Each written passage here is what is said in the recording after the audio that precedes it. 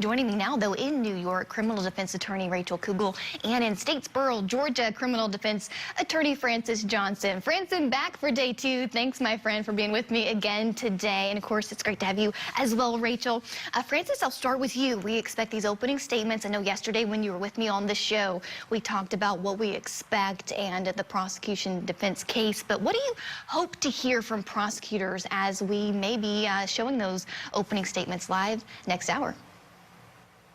Well, the prosecution is going to open and they're going to present what they will say is a non-salacious, fact-based case rooted in the fundamental foundations that this is a convicted felon. He's not supposed to have access to firearms, that he's a career criminal. He's not supposed to have access to these dangerous weapons. And he, in fact, possessed them, talked about them, bragged about them, and that's a violation of the law. And they're going to ask the jury to reach that conclusion. Yeah, I agree with that. And Rachel, we know a lot of the witnesses for prosecutors, and they intend to call around 40 or so witnesses in their case in chief to help prove these counts against that man right there. A lot of the witnesses, Rachel, they aren't standout citizens. Some are incarcerated inmates, snitches, if you will. Even his estranged wife, Kayla, has a couple of convictions, the star witness for prosecutors. So how do you, even in voir dire yesterday, start to kind of plant those seeds in these jurors' minds of what they're going to hear and how they're going to corroborate possibly a lot of the testimony from witnesses who may not always be trustworthy, Rachel? Yeah, I mean, prosecutors often find themselves with unsavory witnesses on their side. It's kind of par for the course. I think it's to be expected to some extent. I think you do have to plant those seeds early, that, you know, when somebody is a career criminal, they hang out with career criminals. And you're likely to see other people that are going to come testify, that are going to tell you about the facts. But, you know, hopefully they're also going to set the stage for the fact that these people have no reason to lie on Mr. Montgomery. They have no skin in the game and therefore can be believed.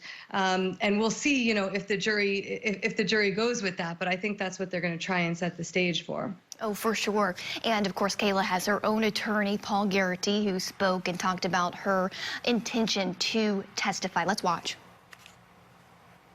Under the terms of the deal she struck with the state, she has to cooperate with state. She has to testify in any trials that take place, especially involving her husband, Adam Montgomery.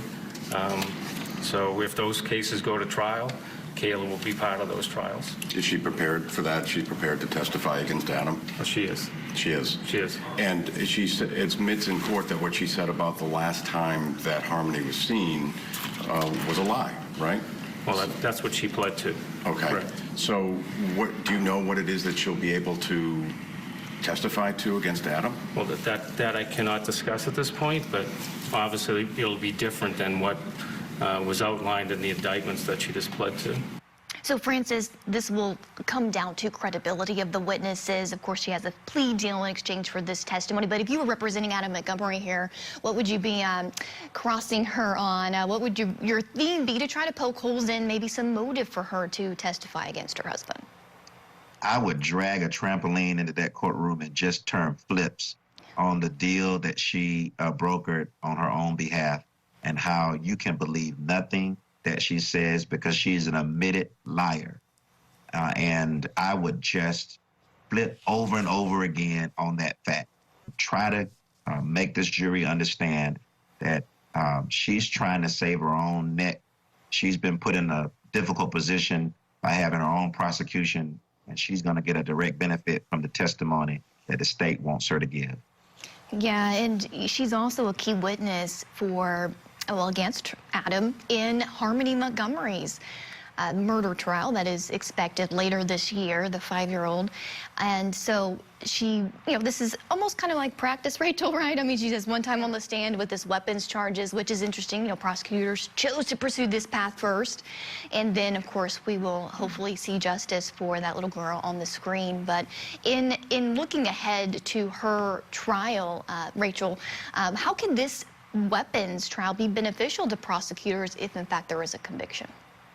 Yeah, I mean, I think that part of this weapons thing, initially anyway, was to try and get some leverage. And they did, right? I mean, in a sense, they did, because they got Kayla they got Kayla to roll. I mean, this case has a lot of similarities in my mind to like what we just watched with the Daybell trial, in the sense that, you know, one of the biggest pieces of evidence here is that both of these people were at some point in custody of Harmony, and yet didn't know where she was for a very long time. And that's kind of the main piece of evidence against them, even without a body, without knowing exactly what happened. We know that they couldn't account for this child's whereabouts for a really long time. And in that sense, it has certain similarities to Daybell. What's different in this case, and I think this is where the weapons and other charges came in here, is that in this case, unlike Daybell, they got somebody to roll, right? They got Kayla to testify against him. And she's going to be huge in that homicide case, because they don't know exactly, let's face it, they don't know exactly what happened to this little girl. And it's likely that Kayla can fill in a lot of the pieces if,